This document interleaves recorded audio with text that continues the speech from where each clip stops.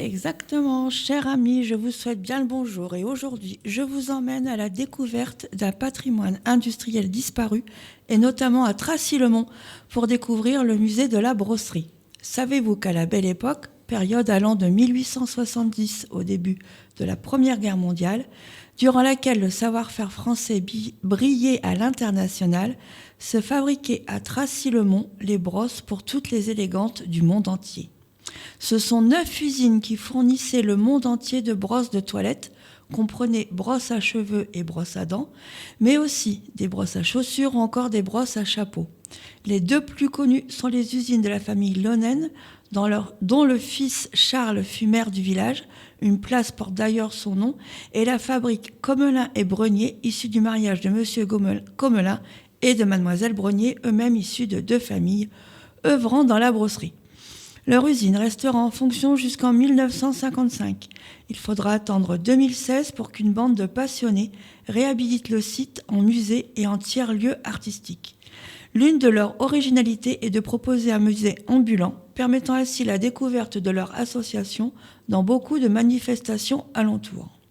Quittons Tracy-le-Mont et prenons la direction du Ribé-Courtois, où les sœurs industrielles amena au sein de la commune de Pimpré, chère à mon cœur, dans l'actuelle salle des fêtes, une usine Riclès dès 1961 et jusque 1982. La distillerie est alors entourée de champs de menthe dont les employés sont appelés les menteuses. Ça ne s'invente pas. Ça ne s'invente pas.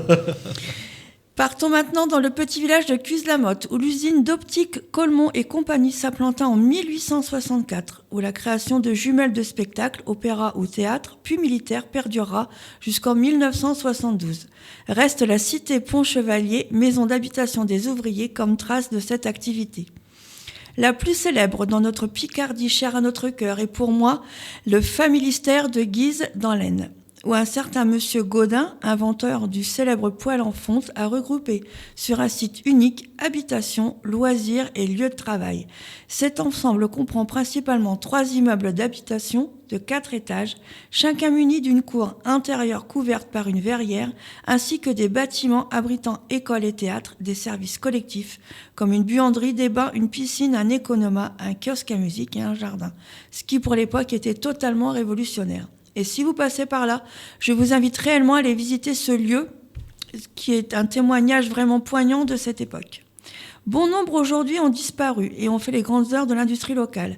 Qui se souvient de la sucrerie de Crisol à côté de Noyon, ou celle de Francières, proche des Trés-Saint-Denis, où un musée est consacré retraçant son histoire, de la fabrique de chaussures Legrand à Liancourt, entre Clermont et Nogent-sur-Oise, de l'usine Seita à Saint-Ine en fonction jusqu'en 2008, succursale fabriquant les allumettes, puis récemment BN à Compiègne, Yoplait à Resson-sur-Mat et Continental à Clairoy. Des grandes heures de l'industrie de Picardie restent quelques grands noms dont les usines sont toujours en activité dans des secteurs aussi divers que la chimie, l'aviation et la parfumerie. Ainsi, l'usine Bic à Verberie, en activité depuis 50 ans avec près de 200 employés. Pastacorp à Chiri-Ourscan, anciennement Rivoire et Carélus Tucru depuis 110 ans. La Brosse et Dupont, spécialisée dans les articles de ménage depuis 180 ans, répartis sur 4 sites, Tuny et Pont dans l'Aisne, Hermes, que nous connaissons bien chez Épinès, où se trouve l'administratif, la fabrication à Béthisy-Saint-Pierre et la logistique à Longueuil-Sainte-Marie, tous les 3 dans l'Oise. Sans oublier les grands noms comme Chanel, Saint-Gobain et la célèbre usine Vico à Vic-sur-Aisne, ça ne s'invente pas.